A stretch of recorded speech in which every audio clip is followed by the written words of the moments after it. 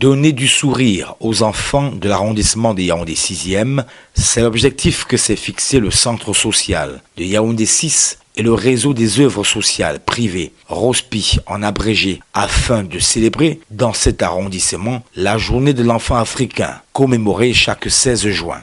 Cette pratique doit cesser et que tous les parents sont aujourd'hui sensibilisés.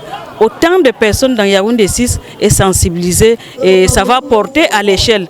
L'événement qui s'est tenu ce 16 juillet 2021 à l'esplanade de la mairie de Yaoundé 6 a réuni enfants, parents, membres du ROSPI et du Center Cameroon Cluster Programme, des autorités traditionnelles et administratives, ainsi que les maires de la commune hôte qui ont pris part à cette activité pour décrier avec la dernière énergie les violences et abus que l'on observe dans notre société.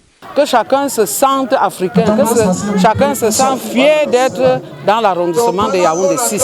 Je veux mener cette bataille pour qu'on ne trouve plus l'abus des enfants dans nos rues. Donc on ne doit plus utiliser les enfants n'importe comment. On doit respecter l'enfant parce que l'enfant n'a pas demandé à naître. Le centre social de Yaoundé 6, quant à lui, ne compte pas s'arrêter en si bon chemin. Plusieurs actions sont envisagées.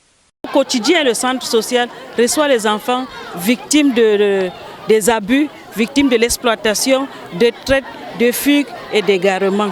Nous comptons effectuer les descentes dans les chefferies, dans les églises, faire le communiqué dans les églises, les mosquées, distribuer les flyers sur la traite de violence. Causerie éducative, jeux et danse étaient au menu de cette célébration qui a été une fois de plus une opportunité de mettre en exergue la sauvegarde de l'enfance, l'un des programmes phares du CCCP, partenaire de la commune de Yaoundé 6. Le CCP saisit cette occasion qui a été de venir voir avec la commune comment est-ce qu'on peut faire pour booster justement cette action dans nos différentes communautés.